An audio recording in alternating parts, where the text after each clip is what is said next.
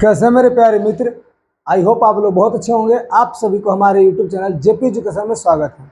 आज हम लोग 4 नंबर एक्सरसाइज फिजिक्स यानी साइंस का फिजिक्स जो है भौतिक विज्ञान उसका शुरू करने वाले हैं। और 4 नंबर एक्सरसाइज में विद्युत धारा यानी इलेक्ट्रिक करंट के बारे में हम लोग जानने वाले हैं। और ये पहले थ्योरी से आपको बताते हैं कि पहला पार्ट का थ्योरी आपका शुरू होता था। ये लगभग 3 क्लासेस का चलेगा यानी इलेक्ट्रिक करंट का। और इलेक्ट्रिक करंट का 3 पार्ट में आपको पूरी तरह से इसको खत्म कर दिया जाएगा। साथ में आपका ऑब्जेक्टिव सब्जेक्टिव का क्वेश्चन है अगले पार्ट में आपको देख चलेंगे और हम छोटे छोटे करके पढ़ेंगे ताकि आराम से पूरे के पूरे एक्सरसाइज हम लोग खत्म कर सकें। चलिए शुरुआत करेंगे। विद्युत धारा यानी क्लास 10 का फिजिक्स हम लोग पढ़ने वाले हैं। और ये 4 नंबर पार्ट में हम लोग विद्युत धारा यानी इलेक्ट्रिक करंट का बारे में जानेंगे। पूरे का पूरा थ्योरी है। शुरुआत हम लोग करेंगे आवेश से। आखिर आवेश किसे कहते हैं, आवेश होता क्या है? आवेश को अंग्रेजी में हम लोग चार्ज बोलते हैं। क्या बोलते हैं? चार्ज। और आवेश होता क्या है? तो देखिए, आवेश उसको हम लोग कहते हैं जो किसी विद्युत परिपथ में या किसी चालक किसी तार में जो चल करके अपने गुण को जो दर्शाते हैं ना, उसी को हम लोग कहते हैं आवेश। अब शुरुआत करें तो ये हम लोग देखेंगे कि आवेश यानी कि चार्ज किसी चालक पदार्थ का वह गुण, किसी चालक पदार्थ यानी चलने वाले पदार्थ में वह गुण जो विद्युत बल्ब आरोपित करता है। क्या करता है? विद्युत बल्ब आरोपित करता है या आरोपित करने की प्रवृत्ति रखता है, उसी को हम लोग आवेश कहते हैं। क्या कहते हैं? आवेश यानी वह आवेश कहा जाता है। तो नॉर्मल बात है कि किसी चालक पदार्थ का वह गुण, किसी चालक पदार्थ का वह गुण जो विद्युत बल आरोपित करता है या आरोपित करने के प्रवृत्ति रखता है, उसे आवेश कहते हैं। उसे क्या कहते हैं? आवेश कहते हैं। जिसका खोज बेंजामिन फ्रैंकलिन द्वारा किया गया है। इसका खोज किसने किया है? बेंजामिन फ्रैंकलिन है। इन्होंने इसका खोज किया है यानी कि आवेश का, चार्ज का। इसके बारे में अगर बात करें तो आवेश को हम लोग क्यू द्वारा सूचित करते हैं। किसके द्वारा? क्यू द्वारा सूचित किया जाता है। और इसका एसआई मात्रा कूलम या कूलाम से हम लोग कहते हैं। और कूलम का शॉर्ट नाम अगर बात करें, संकेत की बात करें, तो हम लोग सी द्वारा इसे सूचित करते हैं। किसके द्वारा? सी द्वारा सूचित किया जाता है। तो नॉर्मल बात है, बहुत अच्छे से याद कर सकते हैं कि यानी किसी चालक पदार्थ का वह गुण, किसी चालक पदार्थ का वह गुण जो उसके अंदर विद्युत बल आरोपित करता है या आरोपित करने का प्रवृत्ति रखता है, उसे हम आवेश कहते हैं। और आवेश को हम लोग क्यू द्वारा सूचित करते हैं। आवेश को किसके द्वारा? क्यू द्वारा सूचित करते हैं। और क्यू का यानी आवेश का एसआई मात्रक कूलम होता है। आवेश का एसआई मात्रक क्या होता है? कूलम होता है। और कूलम का शॉर्ट नेम अगर बात करें, संकेत की बात करें, तो सी द्वारा सूचित करते हैं। कूलम को किसके द्वारा? सी द्वारा हम लोग सूचित करते हैं। तो ये हमारा कुछ बात हो गया। आगे अगर बात समझे तो ये हम लोग बात करेंगे कि आवेश 2 प्रकार के होते हैं। आवेश कितने प्रकार के होते हैं? 2 प्रकार के होते हैं। एक धनावेश और एक होता है ऋण आवेश। धन आवेश जिसको हम लोग पॉजिटिव चार्ज बोलेंगे और ऋण आवेश को हम लोग नेगेटिव चार्ज बोलते हैं। यानी कि वैसे विद्युत परिपथ या किसी विद्युत चालक पदार्थ जो है उसमें अगर धन आवेश यानी कि इलेक्ट्रॉन का जो त्याग करता है तब वहां पर धनायन बनेगा। और जो इलेक्ट्रॉन का ग्रहण करेगा तो वहां पर ऋणायन बनता है। अब समझेंगे यहाँ पर। तो देखिए, ये हम लोग जानेंगे कि आवेश 2 प्रकार के होते हैं। एक धन आवेश और एक होता है ऋण आवेश। दूसरी बात, इसका अगर गुण बात करें आवेश का, तो आवेश का गुण देखिए, धन आवेश और ऋण आवेश अगर दोनों एक ही जैसा आवेश हो, या तो दोनों धन धन हो या तो दोनों ऋण ऋण हो, पॉजिटिव एनर्जी, पॉजिटिव चार्ज और पॉजिटिव चार्ज अगर दोनों आपस में अगर एक जगह रखते हैं तो दोनों आपस में क्या करते हैं? विकर्षण करते हैं, दोनों हटता है। और अगर दोनों अलग अलग हो यानी बी जाती हो, बी जाती है मतलब एक हो पॉजिटिव एनर्जी और एक होता है नेगेटिव एनर्जी, यानी कि एक होता है प्लस चार्ज और एक होता है माइनस चार्ज। और दोनों को अगर हम लोग एक करीब लाएंगे तो दोनों आपस में क्या हो जाएगा? सट जाता है, यानी आकर्षण होता है। तो ये बिल्कुल बात याद रखिएगा कि सजातीय में विकर्षण होता है और विजातीय में आकर्षण होता है। कहता है कि धन आवेश और ऋण आवेश आवेश के गुण है कि 2 समान आवेश के आवेश में विकर्षण या प्रतिकर्षण होता है। 2 समान आवेश में विकर्षण या प्रतिकर्षण होता है। और दोनों अगर असमान आवेश हो असमान एक प्लस है एक माइनस हो तो उसमें आकर्षण होता है, खिंचाव होता है, दोनों आपस में सटते हैं। तो बहुत अच्छे से भाई याद रखने वाली बात है कि अगर एक ही जैसा हो तो विकर्षण यानी दोनों हटेगा, और अलग अलग रहेगा तो दोनों सटेगा। अब इसको हम लोग पिक्चर के माध्यम से समझेंगे। ये हम लोग नॉर्मल पिक्चर अगर देखे तो दो रॉड है और ये दोनों के दोनों प्लस प्लस है। एक को बिल्कुल खड़ा कर दिया और एक को बिल्कुल क्या कर दिए, एक को बिल्कुल हम लोग अच्छे से बांध दिए, और बांध करके दोनों को जब सटाते हैं तो जब एक ही जैसा रहेगा प्लस प्लस अगर दोनों रहेगा तो ये दोनों हटेंगे, और अगर दोनों माइनस माइनस रहेगा तो ये भी हटते हैं, और हटेगा तो इसको कहेंगे विकर्षण या प्रतिकर्षण बोलते हैं। क्या बोलते हैं, विकर्षण बोलते हैं या प्रतिकर्षण। विकर्षण या प्रतिकर्षण मतलब दोनों के दोनों चार्ज जो होते हैं आपस में प्रतिकर्षण करता है, यानी कि दोनों अलग हटता है।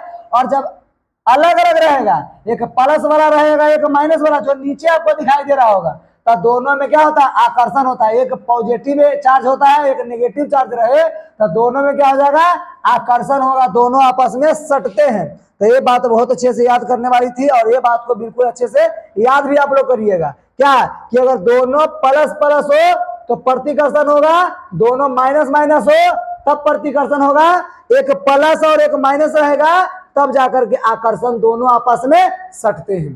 क्लियर। चलिए आगे हम लोग समझेंगे। अगले नंबर ये बात है कि आवेशों का स्थानांतरण।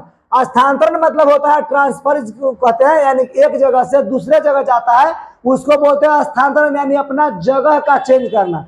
स्थान को चेंज करने को स्थानांतरण बोलते हैं। नाम से बिल्कुल याद रखेंगे, स्थानांतरण, स्थान चेंज करने वाले को स्थानांतरण या ट्रांसफर बोलते हैं, जो एक जगह से दूसरा जगह जाता है। अब ये क्या होता है कि इलेक्ट्रॉन का स्थानांतरण धनावेश से ऋण आवेश की ओर होता है। याद रखने वाली बात है, अगर कोई एक परिपथ हो, बिजली का तार हो, और इधर अगर पॉजिटिव एनर्जी हो इधर अगर नेगेटिव एनर्जी हो, तो पॉजिटिव एनर्जी यानी प्लस चार्ज है वो माइनस चार्ज की तरफ जाता है, यानी कि प्लस चार्ज है वही जाता है माइनस चार्ज की ओर, ना कि माइनस चार्ज आएगा प्लस चार्ज की ओर। तो ये बात बिल्कुल याद रखेंगे। अगर नॉर्मल आपको समझना है तो बिल्कुल याद रखेंगे, ये माइनस चार्ज बिल्कुल ढलकाव है ना, नीचे है, और प्लस चार्ज में ऊंचा है तो ऊंचा से जाता है नीचा की ओर, यानी टुघलता है। यानी कि प्लस चार्ज बड़ा होता है और माइनस चार्ज कम कर सकते हैं, छोटा कर सकते हैं कि नीचे, यानी कि नीचे होता है। तो प्लस चार्ज से पॉजिटिव एनर्जी से पॉजिटिव चार्ज से नेगेटिव चार्ज की तरफ क्या होता है, ये इसका खिंचाव होता है, ये उधर जाता है। आगे की बात करें तो ये होता है ऋण आवेशित, जिसमें माइनस वाला क्रिया ज्यादा होता है। ये धन आवेशित है जिसमें प्लस वाला पॉजिटिव एनर्जी ज्यादा होता है, इसमें नेगेटिव चार्ज, इसमें पॉजिटिव चार्ज ज्यादा होगा, और इसमें ना प्लस वाला और माइनस वाला दोनों इक्वल होते हैं, बराबर होते हैं। तो इसको हम लोग बोलेंगे उदासीन। क्या बोलेंगे, उदासीन। जिसमें पॉजिटिव एनर्जी ज्यादा होता है, पॉजिटिव चार्ज ज्यादा होगा तो उसको धन आवेशित वस्तु बोलेंगे।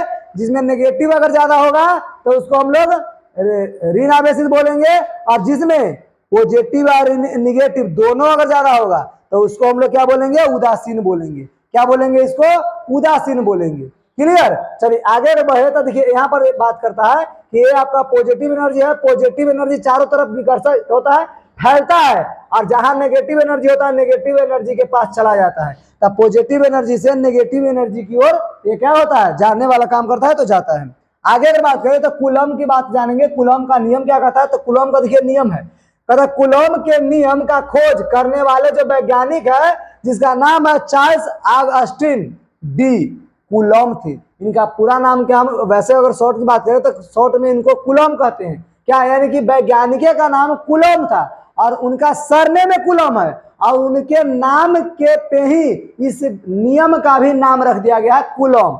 कूलम के जो नियम है वो कूलम के नियम का खोज किसने किया था, करने वाले जो वैज्ञानिक थे वो फ्रांसीसी वैज्ञानिक थे, यानी फ्रांस के रहने वाले थे, जिसका नाम था चार्ल्स ऑगस्टिन डी कूलम। क्या, चार्ल्स ऑगस्टिन डी कूलम थे, जो वेस्ट इंडीज में अपना जीवन फौजी इंजीनियर संभाले। क्या, उन्होंने वेस्ट इंडीज में जाकर के और अपना जीवन पूरे जिंदगी यानी कि फौजी इंजीनियरिंग में क्या किए, संभाले, और वे पूर्ण 1976 ईस्वी में पेरिस से लौट गए। कहता है कि उन्होंने 1776 ईस्वी में पेरिस जाकर के लौटे, और वहां उन्होंने एक कमरा खरीद दिया, और कमरा खरीद करके क्या कर लिए, दो आवेशों के बीच लगने वाले बल को क्या किए, परिणाम को निकाला। क्या कहता है आगे कि इन्होंने वेस्ट इंडीज में अपना जीवन शैली जो है फौजी इंजीनियरिंग वो संभाले और वे पूर्ण 1776 ईस्वी को पेरिस लौटे और पेरिस से लौट करके एक कमरा खरीदे और वहां पर दो आवेशों के बीच लगने वाले बल जो परिणाम होते हैं, परिणाम को निकालने के लिए उन्होंने ऐंठन का तुला प्रयोग किया और 1785 ईस्वी को उन्होंने कूलॉम के नियम अर्थात इन्होंने व्युत्क्रम वर्ग का नियम को कहा। यानी क्या बोले कि इसके क्या है, व्युत्क्रम वर्ग का नियम है, यानी कि इसके उल्टा एक वर्ग का नियम है और इसी को इन्होंने बताए। अब उस वर्ग के नियम को हम लोग जानेंगे, पहले यहाँ पर समझेंगे कि इस नियम के प्रतिपादन कूलॉम के पहले प्रिस्टले और कैवेंडिश पता कैवेंडिश ने ही कर चुके थे। इस नियम को जो कूलॉम किए, इस कूलॉम के ही नियम को इसके पहले कोई और ने कर चुके थे। 1776 में इन्होंने किए थे, 1776 से पहले किसी और ने कर चुके थे। और कौन किए थे, प्रिस्टले नाम के वैज्ञानिक और कैवेंडिश नाम के वैज्ञानिक पहले कर चुके थे। लेकिन उसमें इन्होंने इन दोनों आवेशों के बीच लगने वाले बल का जो परिणाम होता है उसको बारे में नहीं बताए थे। कौन, प्रिस्टले और कैवेंडिश जो है ये नहीं बताए थे और इन्होंने जाकर के वो बात जो है वो परिणाम को बताया। साथ में ये बिल्कुल याद रखेंगे कि चार्ल्स अगस्टिन डी जो है कूलॉम जी, तो कूलॉम का जन्म कब हुआ था, 1736 ईस्वी में। बिल्कुल याद रखेंगे कूलॉम का जन्म जो है 1736 ईस्वी में हुआ और इनका मृत्यु जो है 1806 ईस्वी में हुआ। और ये बात बिल्कुल याद रखेंगे, कूलॉम तो नियम है ही, लेकिन कूलॉम एक वैज्ञानिक का नाम है। क्या का नाम है, वैज्ञानिक का नाम, जिसका पूरा नाम है चार्ल्स अगस्टिन डी कूलॉम। ऐसा नहीं कि आप बोलेंगे, हम बोलेंगे अगर कि कूलॉम का जन्म हुआ 1736 ईस्वी में, तो बोलिए ये तो नियम है, नियम का जन्म कैसे होगा और नियम का मृत्यु कैसे होगा। अगर मृत्यु अगर हो गया तो हम लोग आज पढ़ क्यों रहे हैं। तो एक वैज्ञानिक थे, वैज्ञानिक का जन्म हुआ था 1736 में और मृत्यु हुआ 1806 ईस्वी में। और इन्होंने एक नियम दिए थे और उस नियम का दिए थे 1776 ईस्वी में। कब दिए थे, 1776 ईस्वी में उन्होंने एक नियम दिए थे जिसे हम लोग कूलॉम के नियम के नाम से जानते हैं। क्लियर। और ये बात हम लोग जानेंगे कूलॉम के नियम के बारे में। अब कूलॉम का नियम क्या दिए थे, ये सुनिए कि कूलॉम का नियम क्या है। तो कहता है कि ब्रह्मांड में स्थित दो आवेशों के बीच लगने वाला बल दोनों आवेशों के परिणाम के गुणनफल जो होता है सीधा समानुपाती होता है। इन्होंने बात बोले क्या कि दो अगर आवेश है, एक आवेश का नाम है Q1 है, एक आवेश का नाम है Q2, और दोनों आवेशों के बीच लगने वाले बल का गुणनफल, दोनों आवेशों के बीच लगने वाले बल के गुणनफल के सीधा समानुपाती होता है। क्या चीज, यानी कि बल, जो फोर्स होता है, फोर्स यानी कि जो बल होता है वो फोर्स बिल्कुल सीधा समानुपाती होता है दोनों आवेश के गुणनफल पर लगने वाले बल का।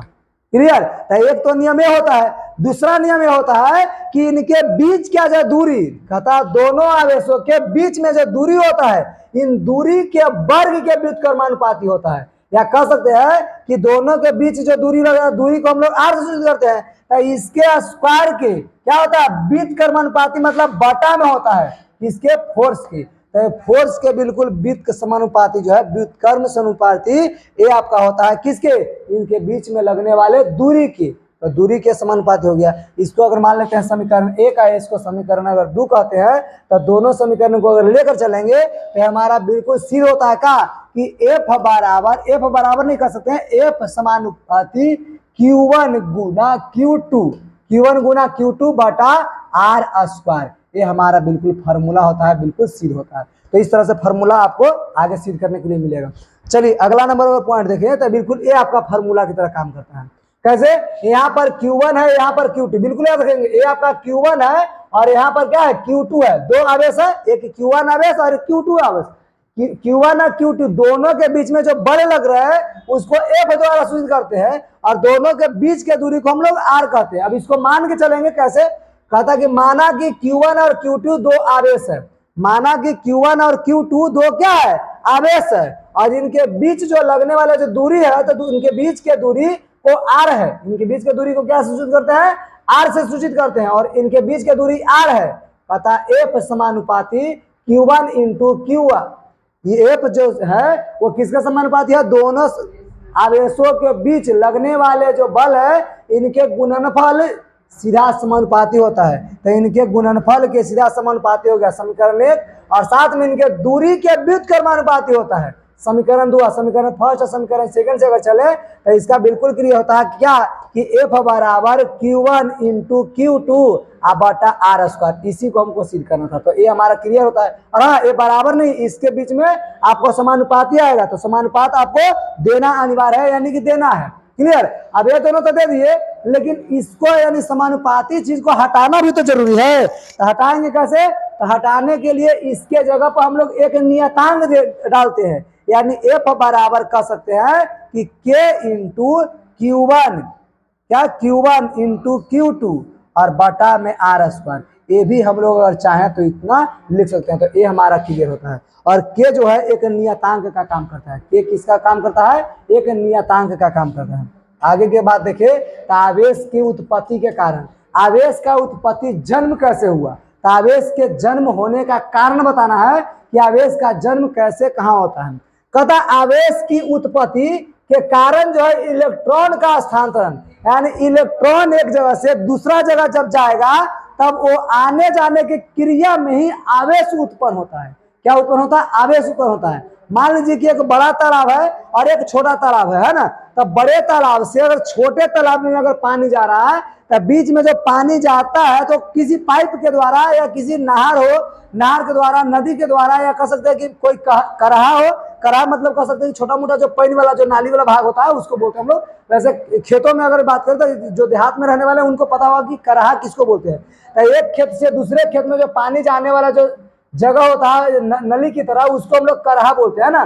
तो कहता है एक जगह से, एक नदी से या एक खेत से दूसरे खेत में जो जाने वाला पानी अगर हो, तो इसके बीच में जब एक खेत से दूसरे खेत में पानी जाएगा तब पानी जाता है तो बीच में धारा चलता है। क्या चलता है, धारा। और इसी धारा को हम लोग आवेश बोलते हैं। और ये पानी की बात नहीं है, यहाँ पर हम लोग करंट ले जा रहे हैं। क्या ले जा रहे हैं, करंट, बिजली ले जा रहा है। जब बिजली ले जाएगा तो यहाँ पर आवेश बनेगा, और अगर बिजली नहीं होता तो यहाँ पर धारा यानी कि पानी का धारा होता है। अगर पानी जाता तो पानी का धारा, बिजली जा रहा था विद्युत धारा होगा। तो इसी को हम लोग विद्युत धारा आवेश जो होता है उसी को कहेंगे। यानी आवेश की उत्पत्ति कब होता है, इसका कारण है क्या कि इलेक्ट्रॉन का स्थानांतरण, स्थानांतरण मतलब स्थान चेंज करना। एक स्थान से दूसरे जगह जब इलेक्ट्रॉन जाता है तो इनके बीच में जो धारा होता है इसी को हम लोग क्या बोलते हैं, आवेश कहते हैं। इसी से आवेश का उत्पत्ति होता है। यानी जिस स्रोत से आवेश का प्रवाह ऋण से धन की ओर होता है, जिस आवेश से, जिस स्रोत से आवेश का प्रवाह है वो ऋण से कहाँ होता है, धन की ओर होता है, उसे इलेक्ट्रॉनिक धारा कहते हैं। बिल्कुल याद रखिए, आपको पता होना चाहिए कि पॉजिटिव एनर्जी से नेगेटिव एनर्जी की तरफ विद्युत धारा प्रवाह आवेश जाता है ना। लेकिन यहाँ पर क्या होता है, ये आपका है जो इलेक्ट्रॉनिक धारा प्रवेश कर रहा, कब, माइनस से प्लस की ओर जाएगा तो इलेक्ट्रॉनिक धारा कहा जाएगा। और जिससे, लेकिन अगर बात करें दूसरे भाषा में अगर कहें तो दूसरी बात समझिएगा कि जिस स्रोत से आवेश का धन आयन से, यानी कि धन जो पॉजिटिव चार्ज से नेगेटिव चार्ज की अगर जाता है तब उसी प्रकार के विद्युत धारा का कन्वेंसर होता है ना। तो बिल्कुल याद रखेंगे।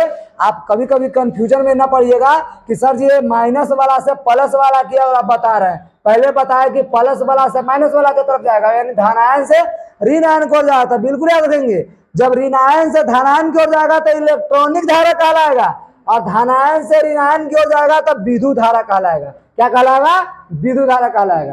Complete, clear. चलिए आगे हम जानेंगे। और अगला नंबर देखिए पॉइंट क्या कहता है, यानी विद्युत धारा। विद्युत धारा की बात अभी बताए, जो पॉजिटिव एनर्जी से यानी पॉजिटिव चार्ज से नेगेटिव चार्ज की ओर जाएगा तो विद्युत धारा होता है। और नेगेटिव से अगर पॉजिटिव की तरफ जाएगा, नेगेटिव से पॉजिटिव जाएगा तो इलेक्ट्रॉनिक धारा होता है। और अगर पॉजिटिव से अगर नेगेटिव की तरफ जा रहा है तो ये आपका विद्युत धारा होता है। अब सुनिए कहता है विद्युत धारा में, किसी चालक तार से विभवांतर अधीन आवेशों के सतत, सतत माने लगातार, सतत माने क्या होता है, लगातार, लगातार। क्लियर। कहता है कि किसी चालक तार से विभवांतर के अधीन आवेशों के सतत प्रवाह को विद्युत धारा कहते हैं। आवेशों के सतत प्रवाह को क्या कहते हैं, विद्युत धारा कहते हैं। तब विद्युत धारा को हम लोग I द्वारा सूचित करते हैं, यानी I को हम लोग विद्युत धारा कहते हैं। और यदि किसी चालक तार से T समय में, अब जब भी कोई विद्युत प्रवाहित करेगा तो कुछ ना कुछ समय लगेगा ही लगेगा। एक जगह से अगर स्थान चेंज करने में हम जान ले कि एक जगह से दूसरा जगह जाते हैं तो कुछ ना कुछ तो समय लगेगा ही लगेगा, तो उस समय को हम लोग T से सूचित करते हैं। और उसमें जो आवेश जाएगा उस आवेश को हम लोग Q आवेश कहेंगे। तो कहता है कि किसी चालक तार से T समय में Q आवेश का प्रवाह होता है, Q आवेश का धारा बहता है, और उसे जो वाहन है, जो बहने वाली वाहन, उस बहने वाली धारा जो होता है I बराबर Q बटा T होता है। I बराबर Q बटा T। जैसे हम लोग जानते हैं ना कि समय बराबर दूरी बटा चाल होता है, या चाल बराबर समय बराबर दूरी बटा चाल होता है, या चाल बराबर, तो एक मान सकते हैं कि मान है ना, जो चाल है, तो चाल कैसे मानेंगे, दूरी बटा समय को, चाल बराबर दूरी बटा समय। अगर समय निकालना हो तो ये भी हो जाएगा क्या, दूरी बटा चाल। अगर हम लोग के निकालना हो क्या, दूरी, तो चाल गुना समय हो जाता है। क्या होता है, चाल गुना समय। तो उस प्रकार से आप बहुत अच्छे से इसको क्लियर कर सकते हैं कि I बराबर Q बटा T होता है। I बराबर Q बटा T, अन्ना तक कबो कबो ऐसा होगा कि Q बराबर IT होगा, Q बराबर IT, यानी ये अगर गुना में हो, इधर तो इधर जाएगा भागा में, लेकिन अभी ये भागा में है, T जो भागा में, इधर जाएगा गुना में, यानी Q बराबर I गुना T आपका हो जाएगा। तो इस तरह से ये भी फार्मूला आपको कभी कभी आता है और कभी कभी ये भी फार्मूला, तो आप दो तरह से आगे पीछे करके आप एडजस्ट कर सकते हैं इसको। चलिए आगे ना अगर देखें तो हम देखेंगे कि विद्युत धारा का एसआई मात्रक, तब विद्युत धारा का एसआई मात्रक एम्पियर होता है। क्या होता है, विद्युत धारा का एसआई मात्रक जो होता है एम्पियर होता है, और एम्पियर को ए से सूचित किया जाता है। एम्पियर को किससे सूचित करते हैं, ए से, बिल्कुल याद रखेंगे, एम्पियर को ए द्वारा सूचित करते हैं। और एम्पियर जो ए द्वारा सूचित करते हैं, यहाँ पर आपको अलग भी चीज आएगा, तो उसके बारे में हम लोग देखेंगे। पहले बात समझिए, एम्पियर क्या होता है कि किसी चालक तार से 1 सेकेंड, ये आपका टाइम दिया हुआ है, समय दिया हुआ है, 1 कूलम यानी कि 1 कूलम जो है ये आपका आवेश दिया हुआ है। 1 कूलम क्या दिया हुआ है, ये आपका आवेश दिया हुआ है, 1 कूलम, बिल्कुल याद रखेंगे। ये आपका 1 सेकेंड जो है ये आपका क्या हो गया, समय हो गया है ना, ये हमारा समय, ये आपका हो गया जो आवेश हो गया, प्रवाह करता है, तो 1 एम्पियर कहा जाता है। इसको क्या कहेंगे, 1 एम्पियर कहेंगे। यानी कह सकते हैं ऐसे कि 1 एम्पियर बराबर 1 कूलम, 1 कूलम बटा 1 सेकेंड होता है। एक क्या होता है, सेकेंड। इस तरह से हम लोग लिख सकते हैं, और ये हमारा फॉर्मूला होता है कि 1 एम्पियर बराबर 1 कूलम बटा 1 सेकेंड आपका क्लियर होता है। क्लियर। चलिए आगे बढ़ेंगे। क्वेश्चन आता है कि यदि किसी चालक तार से 3 सेकंड में, समय देखिए 3 सेकंड समय दिया हुआ है, 3 सेकंड में 3 एम्पियर, या जो एम्पियर में है ये हमारा क्या है, ये आपका जो हो गया, ये आपका विद्युत धारा हो गया। क्या हो गया, विद्युत धारा। तो आपका समय दिया हुआ है, विद्युत धारा दिया हुआ है, और साथ में प्रवाहित होती है, तो उस चालक तार से प्रवाहित होने वाली आवेश यानी Q का मान को आपको गणना करना, निकालना है। यानी हल में बिल्कुल याद रखेंगे कि Q बराबर वाट लिखना है, Q बराबर वाट, यानी Q आपको निकालना है। T दिया हुआ 3 सेकेंड, I दिया हुआ है 3 एम्पियर, तो Q बराबर हम लोग जानते हैं I बराबर Q बटा क्या होता है, T होता है। Q बराबर क्या होता है, T। अगर इसी की बात करें कि Q बराबर क्या होता है, तो Q बराबर होता है क्या बाबू, तो Q बराबर IT।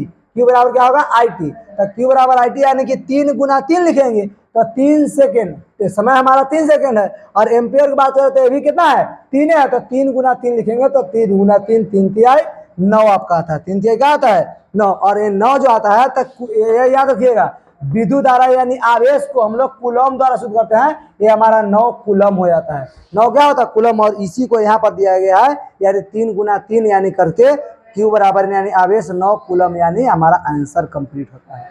क्लियर। चलिए ये हमारा कुछ क्वेश्चन ऐसे ही आपको न्यूमेरिकल जो है ये आपके बुक में मिलते रहेंगे। और हाँ, जैसे हमारा ये थ्योरी खत्म होता है, इस क्वेश्चन पे, इस फार्मूला पे आपको 5 से 10 वो क्वेश्चन बिल्कुल लेकर के आएंगे, और बिल्कुल सारे के सारे न्यूमेरिकल आपको कंप्लीट कराते चलेंगे। आगे हम लोग बढ़ेंगे, और अगला नंबर ये काम करता है कि विद्युत के विभव यानी इलेक्ट्रिकल कहता पोटेंशियल। अब इलेक्ट्रिकल पोटेंशियल जो है इसके बारे में जानेंगे।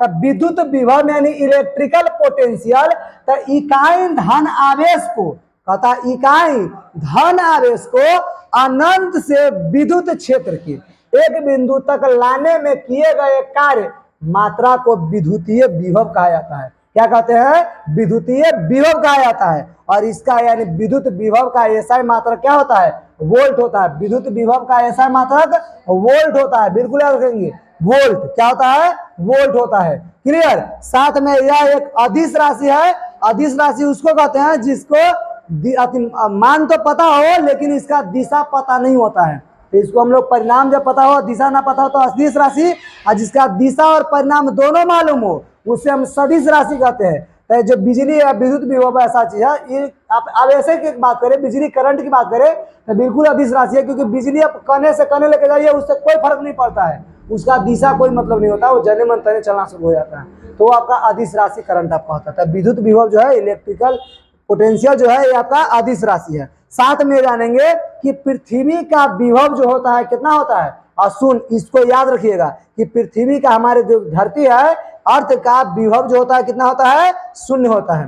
कंप्लीट। चलिए, पोटेंशियल इसका शून्य होता है। अगला नंबर पॉइंट जानेंगे कि विद्युतीय क्षेत्र क्या होता है? Electrical field. अब विद्युतीय क्षेत्र यानी जहां से या जिस चालक के द्वारा अगर विद्युत पार कर रहा है, करंट प्रवाहित हो रहा हो और उसके चारों तरफ जो बिजली का दौरा हो यानी खिंचाव पैदा होता है, उसी को हम लोग बोलते हैं विद्युतीय का क्या? फील्ड, यानी कि क्षेत्र, यानी कि विद्युतीय क्षेत्र, है ना। अब विद्युतीय क्षेत्र कहता है कि आवेश के चारों तरफ, आवेश माने करंट, है ना, यानी बिजली का तार है, इसके चारों तरफ जो लगने वाले जो होते हैं, चारों तरफ उपस्थित होते हैं वैसा प्रभाव जिसके कारण अन्य आवेश पर बल कार्य करता है, इसके आसपास में भी क्या प्रवाहित करता है? यानी बल काम करता है। और जब बल काम करेगा इसी को विद्युतीय क्षेत्र कहते हैं। इसको क्या कहते हैं? विद्युतीय क्षेत्र कहते हैं। अगर बात करें तो ये हमारा सबसे नोट पॉइंट में आता है और सबसे बढ़िया होता है कि धन आवेश में विद्युतीय क्षेत्र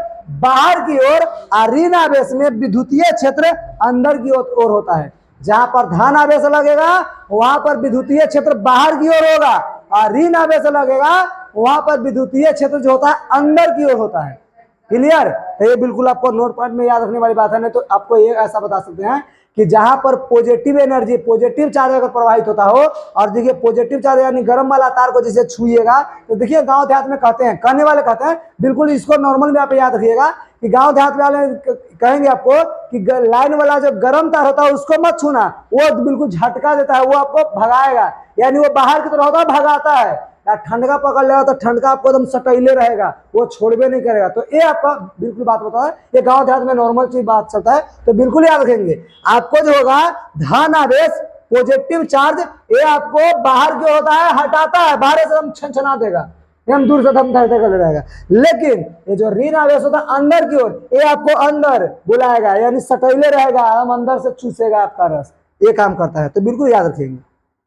आगे हम लोग देखेंगे विभवांतर। अब विभवांतर का होता है, जो सुनिए, कहता इकाई, इकाई मतलब प्रति इकाई सबसे एकक बात करें, कहता इकाई धन आवेश की विद्युतीय क्षेत्र, यानी एक एक विद्युत जो होता है, जिसे 1 सेंटीमीटर, 1 मीटर, 1 किलोमीटर, जो इकाई एक में मान आता है उसको बोलते हैं। तो कहता है यहाँ पर क्या, जो सुनिए, कहता है कि इकाई धन आवेश के विद्युतीय क्षेत्र एक बिंदु से दूसरे बिंदु तक ले जाने में किए गए कार्य जो होता है उसके मात्रा को विभवांतर कहते हैं। कहता है कि कोई भी धन आवेश हो विद्युतीय क्षेत्र के एक बिंदु से लेकर के दूसरे बिंदु तक ले जाने में जो किए जाने वाले जो कार्य होते हैं, और इस काम के जो मात्रा होगा, इस मात्रा को हम लोग विभवांतर बोलेंगे। इस मात्रा को क्या बोलेंगे? विभवांतर बोलते हैं। और ये विभवांतर का एसआई मात्रा की बात करें तो एक विभवांतर का ऐसा मात्रा क्या होता है? ये वोल्ट होता है। जो हम लोग विद्युत विभव जान रहे थे, तो देखिए विभव का अंतर को विभवांतर कहते हैं। नॉर्मल अगर बात याद रखिए तो ये मैं ऐसे ही याद रखिए, विभव के अंतर को विभवांतर कहते हैं। और विभव का ही एक रूप होता है विभवांतर। विभव का जो एसआई मात्रा का वोल्ट होता है, वैसे ही विभवांतर का भी एसआई मात्रा क्या होगा? वोल्ट ही आपका होगा। कंप्लीट। चलिए आगे अगला नंबर देखेंगे, यानी 1 वोल्ट। अब 1 वोल्ट क्या होता है जी सुनिए, किसी चालक तार में 1 कूलम आवेश की एक बिंदु से दूसरे बिंदु तक ले जाने में किया गया कार्य के मात्रा 1 जूल होता हो, 1 जूल हो तो उसे एक बोल्ट कहते हैं। यानी कि एक बिंदु से दूसरे बिंदु तक अगर ले जाने में किया गया जो काम है, अगर एक जूल हो, क्या हो, एक ही जूल हो, एक बिंदु से दूसरे बिंदु तक ले जाने में जो अगर किया गया काम हो एक ही जूल में आपका हो, तो एक जूल रहेगा तो ये एक बोल्ट के बराबर रहेगा। क्या बोल्ट के बराबर रहेगा? एक बोल्ट के बराबर रहता है। तो बिल्कुल आपको यहाँ पर याद रखना पड़ेगा, इसी को एक बोल्ट कहते हैं। अर्थात ये V बराबर W बटा क्या हो जाएगा? Q। यानी जितना Q रहेगा, जितना आपका काम होगा, उस काम में आवेश से भाग देने पर जो हमें प्राप्त होता है उसी को हम लोग क्या कहेंगे? वोल्ट कहेंगे। यानी एक वोल्ट बराबर एक जूल पर कूलम होता है। एक जूल पर कूलम होता है, क्योंकि जूल का ऐसा मात्रा क्या होता है? जूल शक्ति का, यानी बात करें या काम के कार्य का बात करें, वर्ग की बात करें, तो काम का ऐसा मात्रक जूल होता है, और इसका अगर बात करें आवेश का ऐसा मात्रक कूलम होता है, और वोल्ट का तो वोल्ट ही होता है। तो वोल्ट बराबर क्या होता है आपका? वोल्ट बराबर W बटा Q। यानी कि वोल्ट जो है, वोल्ट आपका हो गया वोल्ट, और ये आपका हो गया शक्ति यानी कि कार्य हो गया, ये आपका आवेश हो गया, तो आवेश की तरह काम करता है। तो एक वोल्ट बराबर क्या होगा? एक जूल पर एक कूलम हो गया। कंप्लीट। आगे देखेंगे एम्पियर। अब एम्पियर क्या होता है ये आपको बिल्कुल अच्छे से देखना पड़ेगा। एम्पियर जब देखे होंगे घर में, हमारे घर में मीटर लगा होता है, तब मीटर आपको बताता है कि एक एम्पियर एक यूनिट आप बिजली यूज किए, 2 एम्पियर 2 यूनिट बिजली यूज किए, 3 यूनिट बिजली यूज कीजिए। यूनिट के हिसाब से आपको पैसा लिया जाता है। तो जो पैसा लेने का जो काम करता है, ये हमारे घर के बाहर एक यंत्र लगा होता है, वो विद्युत धारा का माप करता है कि आप इतना बिजली यूज कर रहे हैं, खपत कर रहे हैं, और उस हिसाब से जितना खपत कीजिएगा उतना आपको से पैसा लिया जाएगा। आप मैं जिसे शहरों में होता है कि लगभग 7 से 8 रुपया के हिसाब से अगर बात किया जाए तो 7 से 8 रुपया एक यूनिट पर यूनिट लगता है। लेकिन गांव देहात में है कि आपको 3 से 5 रुपया के आसपास में, यूनिट के आसपास में आपको से मैंने एक यूनिट के 3 से 5 रुपया आपको घरेलू काम की बात करते हैं, तो घरेलू काम में यूज होता है। ये आपका डायरेक्टली शहरों की बात करता है, शहर के। और एक बिजनेस क्लास जो होता है, जिसको जो बिजनेस व्यापार करने के लिए अगर बिजली लगाते हैं या मीटर लगाते हैं, उसका अलग रेट होता है, तो उसके लिए 10 रुपया 12 रुपया 15 रुपया लगता है, तो उसका बात नहीं है, ये घरेलू की बात कर रहे हैं। तो देखिएगा, कहते हैं ऐसा विद्युतीय यंत्र, ये विद्युतीय यंत्र है, बिजली के नापने वाला यंत्र है, ऐसा विद्युतीय यंत्र जो किसी विद्युतीय परिपथ में, परिपथ मान जो रास्ता होता है, परिपथ मतलब परि माने होता है उसके ऊपर वाले, और पथ माने रास्ता, यानी उस रास्ते में विद्युत धारा को मापता है। उस परिपथ, उस तार में, उस लाइन में विद्युत धारा, विद्युत का प्रवाह को क्या करता है? मापने का काम करता है। उसी को हम लोग एमीटर कहते हैं। क्या कहते हैं? एमीटर। यानी किसी तार में, किसी विद्युतीय परिपथ में अगर कहीं पर अगर वो मीटर एमीटर लग जाए, और इस विद्युत परिपथ में जितना जो इलेक्ट्रिक है वो पार कर रहा है, इस आर पार करने वाले को मापने का काम कर रहा है, इसी को हम लोग एमीटर कहेंगे। इसी यंत्र को हम लोग एमीटर कहते हैं। तब ऐसा विद्युतीय यंत्र जो किसी विद्युत परिपथ में विद्युत धारा को मापने का काम करता है, उसे हम लोग एमीटर कहते हैं। एमीटर की बात करें तो एमीटर क्या करता है? ये कम प्रतिरोध वाला विद्युतीय यंत्र है। एमीटर जो है कम प्रतिरोध वाला, कम रुकावट वाला। ये जब कहीं पर बिजली लग के तार में, वायर में अगर लगा दिया जाता है, तब बहुत ही कम इसका यूनिट खपत होता है, यानी बहुत ही कम इसका खपत होता है, या रुकावट पैदा कर सकता है। यानी अगर 240 वोल्ट से जा रहा था, 240 वोल्ट से जाएगा। यानी नाम मात्रा से थोड़ा बहुत कर सकते हैं कि बिजली का उत्पादन करता है, लेकिन ज्यादा नहीं रुकावट करता है। ज्यादा से ज्यादा जितना लगेगा उतना पार करता है। तो कम प्रतिरोध वाला विद्युतीय यंत्र है। साथ में याद रखिए, यह किसी विद्युतीय परिपथ में श्रेणी क्रम में जोड़ा आता है। जब भी इसको जोड़ा जाएगा तो ये श्रेणी क्रम में जोड़ा आता है। किसको?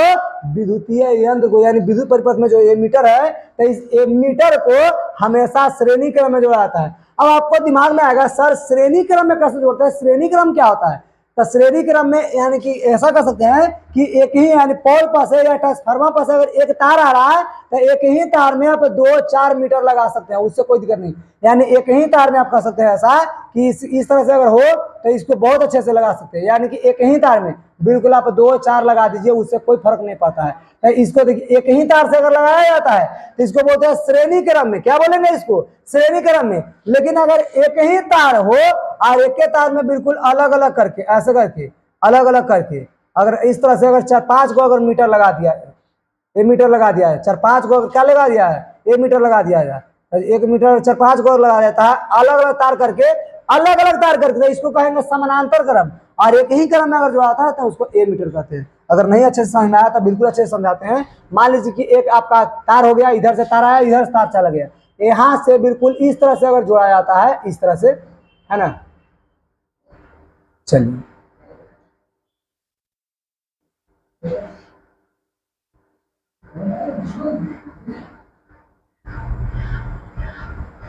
इस तरह से।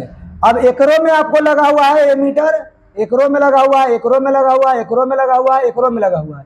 एक तार आ रहा था लेकिन अलग अलग तार करके जोड़ा हुआ है, तो इसको बोलेंगे हम लोग समानांतर क्रम। क्या बोलेंगे? समांतर क्रम बोलेंगे, है ना, समानांतर क्रम। और जब कोई भी तार हो और इसमें आप देखिएगा एक कोई तार हो और एकरा में एक के तरवा में 4-5 को लगा हुआ हो मीटर, लेकिन ए मीटर 4-5 को हो लेकिन एक ही तार में लगा हुआ हो, इस तरह से। तो जब इस तरह से लगा हुआ रहेगा तो इसको बोलेंगे हम लोग श्रेणी क्रम बोलेंगे। क्या बोलेंगे? श्रेणी क्रम, श्रेणी क्रम। क्लियर? और इसको जोड़ना और घटाना जो होता है ये हम आगे को बताएंगे, जब समानांतर और श्रेणी क्रम आपको पढ़ाएंगे तब आपको बताएंगे। क्लियर?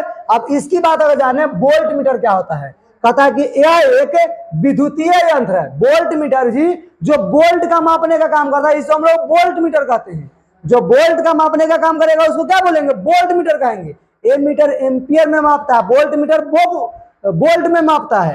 कहता किसी यह एक विद्युतीय यंत्र है जो किसी विद्युतीय परिपथ में विभवांतर को मापने का काम करता है। ये जो है वो किसके, देखिए यहाँ पर आपको जो दिखाए थे, ये विद्युत धारा को मापने का काम कर रहा था, और ये जो है वोल्ट मीटर विभवांतर को मापने का काम करता है। और जो विभवांतर को मापने का काम करता है इसको हम लोग वोल्ट मीटर कहते हैं। अब विद्युत धारा को मापने का काम करेगा उसको क्या बोलेंगे? उसको ए मीटर कहते हैं। अब इसकी बात करें तो यह विद्युतीय परिपथ को समानांतर क्रम में जोड़ता है, वो श्रेणी क्रम में और ये समानांतर क्रम में। अब समानांतर क्रम बहुत अच्छे से समझ रहे होंगे कि एक तार से तो आया है लेकिन यहाँ से 2-3 तार की तरह बिल्कुल बट गया है, 2-3 तार इस तरह से यह काम करता है, तो इसको हम लोग बोलते हैं समानांतर क्रम। क्या इसको बोलते हैं? इस तरह से अगर लगाता रहता है तो इसको बोलेंगे हम लोग समानांतर क्रम, है ना। और जब एक ही तार में लगा हुआ रहे तो उसको बोलेंगे श्रेणी क्रम। तो ये आपका जो वोल्ट मीटर समानांतर क्रम में जोड़ा जाता है, और अगर ए मीटर की बात करें तो ए मीटर श्रेणी क्रम में जोड़ा जाता है। कंप्लीट। चलिए आगे की ओर बात करें, और अगला नंबर आपका पॉइंट होता है विद्युत परिपथ, यानी इलेक्ट्रिकल सर्किट। अब इलेक्ट्रिक सर्किट क्या होता है जैसे सुनिए।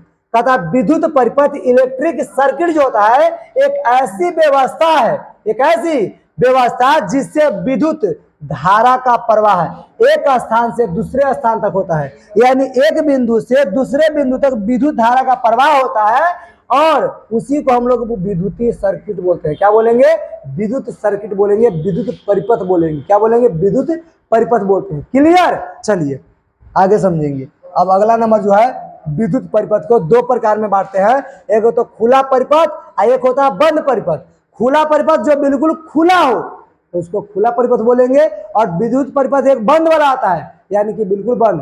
घर में आप जितना परिपथ देखेंगे, जितना वायर तार देखेंगे ये बिल्कुल बंद होता है, और बाहर वाला देखिएगा पोल पर जितना तार अगर ताना हुआ रहेगा ये सारे के सारे खुला हुआ तार रहेगा। खुला वाला में खुला होता है और बंद वाले में बंद होता है। तो बिल्कुल याद रखेंगे, ऐसा विद्युत परिपथ, ऐसा बिजली का तार जो बिल्कुल जिसमें विद्युत धारा का प्रवाह नहीं होता है, जिसमें विद्युत धारा का प्रवाह जो है नहीं होता है, खुला विद्युत परिपथ कहा जाता है। क्या कहते हैं?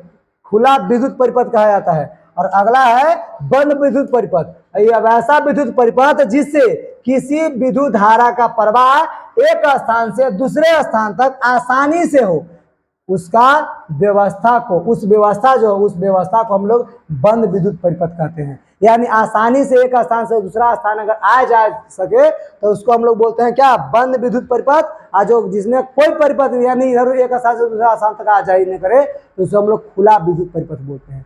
कंप्लीट। चलिए यहाँ तक आपका कंप्लीट होता है इसके बाद आपका प्रतिरोध है, रेजिस्टेंस, और रेजिस्टेंस से आपका क्लास जो है एक कल से क्लास आपका चालू होगा।